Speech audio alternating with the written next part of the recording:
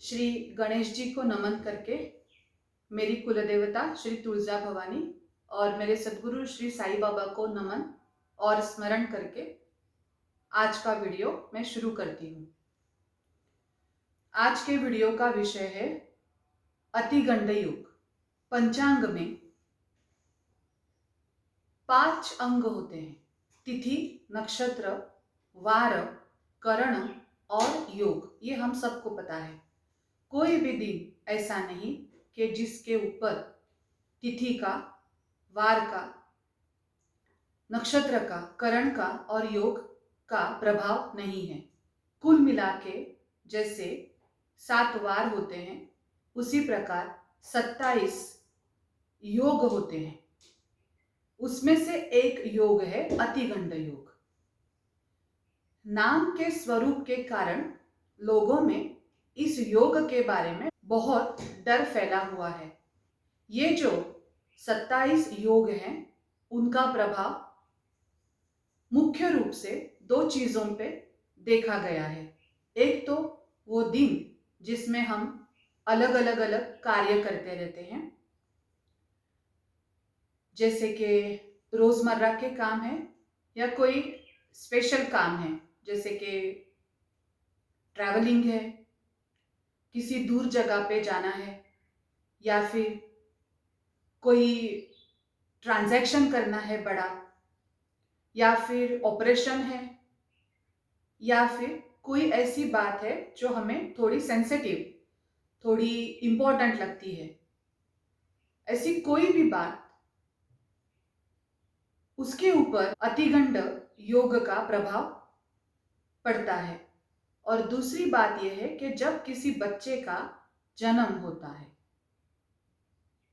पहली बात तो आसान है, तो उसको पहले बता के मैं खत्म करती हूँ। अगर रोजमर्रा के काम है तो हमें अतिगंड योग का टेंशन नहीं लेना चाहिए।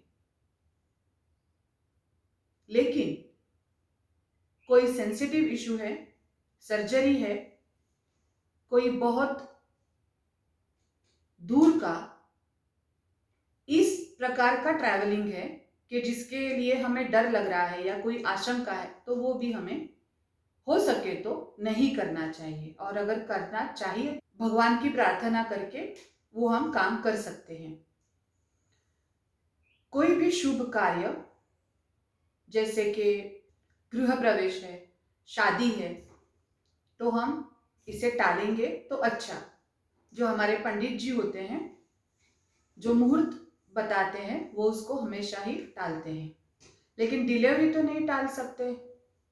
बच्चा पैदा होता है तो वो निर्धारित वक्त पे ही पैदा होता है, उसको हम रोक नहीं सकते। तो इसलिए जन्म में अगर किसी को अतिगंड योग लगा हुआ है तो उसके बारे में क्या करना चाहिए, ये मैं आज आपको बताऊंगी।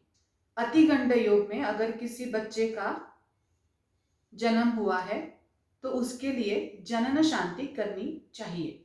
जनन शांति कैसे करें ये तो मैं इस वीडियो में नहीं बताऊंगी, नहीं तो ये बहुत लंबा हो जाएगा। लेकिन जो पंडित जी हैं, जो पुरोहित हैं, वो ये भली भांति जानते हैं और हमें उनकी सहायता ही लेनी होती है। जनन शांति हम उनके सहायता के बिना नहीं कर सकते। लेकिन हाँ, मैं एक बात बताऊंगी कि जनन शांति 11 दिन, मतलब जन्म के बाद 11 दिन में ही हो तो सबसे अच्छा। तो ऐसा करने से ये अतिगंड योग का जो दुष्प्रभाव है वो पूरी तरह से टल जाएगा। और दूसरी बात यह है कि शांति के विधि का जो स्वरूप है वो भी इसी प्रकार से है कि बहुत ही छोटा, जिसको बोलते हैं नवजात शिशु, उसी तरीके से ये शांति की विधि है। मतलब कोई बड़ा इंसान को लेके ये शांति विधि नहीं हो सकती, करना गलत है। कोई कर रहा है तो रोके उसको, उसके लिए अलग सी बातें हैं, अलग से उपाय हैं। लेकिन जनन शांति वही है जब नवजात बच्चा जितनी जल्दी 11 दिन के पहले अगर हो तो सबसे अच्छा, फिर बाद में उसका नामकरण होना चाहिए, या फिर 11वें दिन करके 12वें दिन नामकरण करना चाहिए। ये भी अगर रह गया हो तो 27 दिन से पहले, वो भी अगर नहीं हुआ तो 5 हफ्ते के बाद या 5 हफ्ते के पहले करेंगे तो भी चलेगा। फिर भी अगर नहीं कर पाए तो 1 साल, 2 साल या 3 साल तक करेंगे तो भी उसका कुछ प्रभाव कम हो जाएगा और उसके लाभ मिल जाएंगे। अभी मैं इसका हाईएस्ट पीरियड बताऊंगी कि कब तक करना उचित है, ठीक रहेगा, और उसकी वजह भी बताऊंगी। नवजात शिशु धीरे धीरे बढ़ता है, उसके बाहर के और अंदर के जो सभी अवयव है वो धीरे धीरे एक्टिव होने लगते हैं। लड़का हो या लड़की, 7 साल से उसके आयु के 7 साल से उसके अंदर के जो जननेंद्रिय है, मतलब रिप्रोडक्टिव सिस्टम जो शरीर के अंदर होती है, उसका काम उस इंसान के, उस बच्चे के 7वें आयु से अंदर में शुरू हो जाती है। अंदर में शुरू होते होते होते होते अंदर का काम जितना सही रूप से पूर्ण होता है, उसके बाद फिर वो बदलाव शरीर के बाहर में दिखते हैं। मतलब बदलाव पहले अंदर होते हैं, फिर वो बाहर दिखते हैं। तो 3 साल तक ये अंदर का पीरियड चालू रहता है और 3 साल के बाद, मतलब 10वें या 11वें साल के बाद उस बच्चे में या उस बच्ची में, हाँ वो बच्चे ही हैं, वो लड़के लड़कियां नहीं बोलूंगी मैं, वो छोटे बच्चे ही होते हैं, उनके बाहर ये इफेक्ट नजर आते हैं कि उसको हम बोल सकते हैं कि अभी इस लड़की के मेंसेस शुरू हो जाएंगे या फिर ये लड़का धीरे धीरे बड़ा होना शुरू हो। तो जब हमको ये बाहर दिखता है उससे पहले ही 3 साल ये अंदर शुरू हो जाता है। तो ये जो अतिगंड योग का प्रभाव है वो हमारे शरीर के अंदर के जो अवयव है, रिप्रोडक्टिव सिस्टम और बाकी के भी सभी, मतलब हृदय है, यकृत है, किडनी है, दिमाग है, हमारी जो हार्मोनल ग्लैंड्स होती हैं अलग अलग, वो सब के ऊपर वो शायद गलत प्रभाव डाल सकता है। तो इसलिए हमें मैक्सिमम, जब तक कि बच्चा 7 साल का है, मैक्सिमम उससे पहले ही अतिगंड योग की शांति कर लेनी चाहिए। अगर उसके बाद मतलब 10वें साल, 12वें साल अगर हम ये शांति करते हैं तो उसका कोई उचित प्रभाव नहीं नजर आता। फिर क्या, उसके लिए बाद में मैं दूसरा वीडियो बनाऊंगी, लेकिन हाँ उसके लिए उपाय हैं, लेकिन वो अतिगंड योग की जनन शांत नहीं है, ठीक है, उसके लिए अलग से दूसरे उपाय हैं। अगर ऐसा नहीं हुआ हो तो उस बच्चे में या फिर उस बच्ची में बड़े होते होते बढ़ती आयु के साथ कुछ स्वास्थ्य संबंधी परेशानी आ जाएगी। अंदर परेशानी स्वास्थ्य के विषय से आती है तो फिर दिमाग गलत तरीके से काम करता है और वो तकलीफ फिर उसके स्वभाव में, उसके विचार में, उसके वर्तन में आ जाती है। तो ये ऐसा ट्रैक है।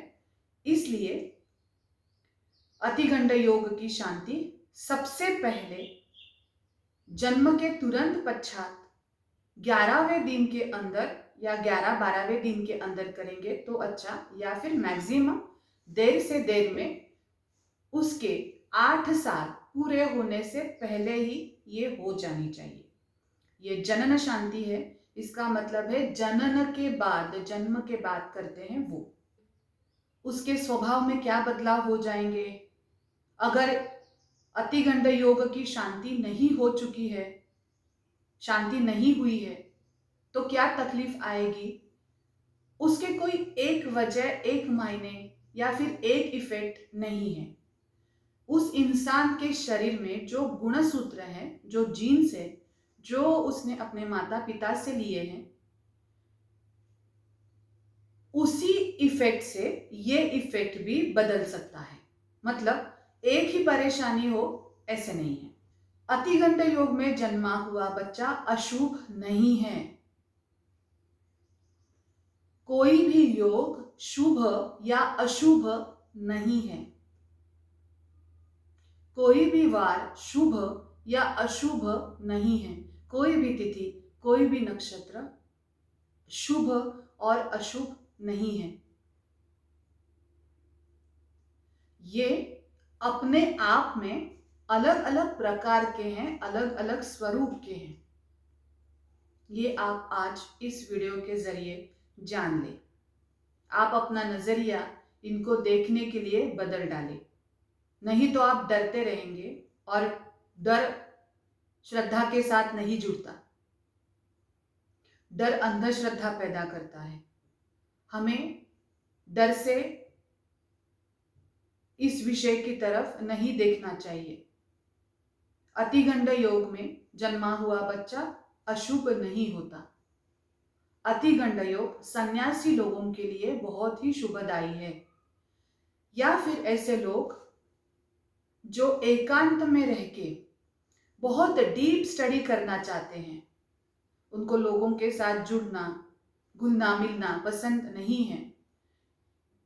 वो कुछ अलग ध्येय रखते हैं, अलग सक्षमता रखते हैं। वो बहुत डीपली स्टडी करते हैं या किसी चीज में खुद को पूरा सौंप देते हैं। उनके लिए अतिगंड योग बहुत ही अच्छा है। मेरे अनुभव के अनुसार और मेरे कार्यकाल में मैंने अतिगंड लोगों को बहुत ही नीचे जाते हुए भी देखा है और बहुत ही सक्षम हुए बहुत ऊंचे स्थान में काम करते हुए भी देखा है। तो अतिगंड योग एक पावर है, उसको अच्छी तरह से यूज किया जाए तो वो इंसान को शक्ति देती है। योग या कोई नक्षत्र कैसे प्रभाव करता है मैं बताऊंगी आपको। मानो समझो कि हर दिन एक एक अलग अलग योग है, तो समझ लीजिए कि हर एक दिन में अलग अलग रंग की, अलग अलग शेड्स की आकाश से बरसात होती है, वर्षा हो रहा है। आकाश से वो रंग नीचे नीचे नीचे नीचे फैल रहे हैं। आज गुलाबी है, कल हरा होगा, या फिर कल नीला होगा, या फिर कोई सफेद होगा, या फिर कोई ट्रांसपेरेंट कलर का होगा, तो कोई काला रंग भी होगा। तो वो वक्त अगर हम घर से बाहर निकल के आकाश के नीचे जाएंगे तो उसकी वर्षा हम पे भी होगी। जो इफेक्ट हो रहा है वो प्रभाव हमारे ऊपर भी होगा। उसी प्रकार जब किसी दिन में विशिष्ट योग होता है तो उसका प्रभाव हमारे शरीर में, हमारे मन पे, हमारे मस्तिष्क पे पड़ता है। लेकिन सबसे ज्यादा वो पड़ता है जब हम जन्म लेते हैं, मतलब जब हम पैदा होते हैं तो जो ग्रह दशा होती है उस वक्त। तो जिस प्रकार कोई रंग अपने आप में अशुभ नहीं होता, उसका मायना कुछ अलग होता है, उसी प्रकार कोई भी योग अपने आप में अशुभ नहीं होता। काला रंग भी अगर चाहे तो वो बुरा नहीं है। अगर किसी को नजर ना लगे ये सोचने के लिए हम उसको काला टीका, या अगर ठंड से बचना है, हमारे शरीर में अगर गर्मी हमको रखनी है तो हम काले रंग का इस्तेमाल करते हैं। या फिर महाराष्ट्र में काले मणि जो होते हैं मंगलसूत्र में जड़े हुए, वो नजर से रक्षा करते हैं, ऐसा माना गया है। तो कोई भी रंग अपने आप में अशुभ नहीं है, बस उसको सही वक्त सही तरीके से इस्तेमाल करना होता है। उसी प्रकार अतिगंड योग भी अशुभ नहीं है। इस योग में पैदा हुआ बच्चा भी अशुभ नहीं है, बस उसको सही मायने में अगर सपोर्ट मिले तो ये बच्चा भी बहुत आगे बढ़ जाएगा, ऊंचाइयों को छुएगा। अगर आपको पता चले कि आपके जन्म कुंडली में अतिगंड योग है, या फिर आपके बच्चे के जन्म कुंडली में, आपके नाती के पोती के जन्म कुंडली में अतिगंड योग है, तो ना डरे। अगर वो छोटे हैं तो तुरंत उनकी जनन शांत कर ले। अगर वो 8 साल से या 10 साल से भी बड़े हो चुके हैं तो फिर जनन शांत करने के बजाय भगवान से उनके लिए प्रार्थना करें, उनको अच्छे संस्कार दे और प्रयत्न करें कि आप या फिर आपके बच्चे अच्छे गुणों को पा सके। अच्छे गुण पाने के लिए कोशिश करनी चाहिए, वो अपने आप नहीं आते। तो अगर हम कोशिश करेंगे तो हम अपने अंदर अच्छे गुण पा सकेंगे। तो अगर आपके जन्म कुंडली में अतिगंड योग है तो डरे नहीं। संस्कार, अच्छे गुण और भगवान को शरण में जाना और भगवान को शरण जाना, यही सबसे अच्छी बात है। भगवान सर्वशक्तिमान है और बहुत दयालु है, सबकी रक्षा करते हैं। ओम साई राम।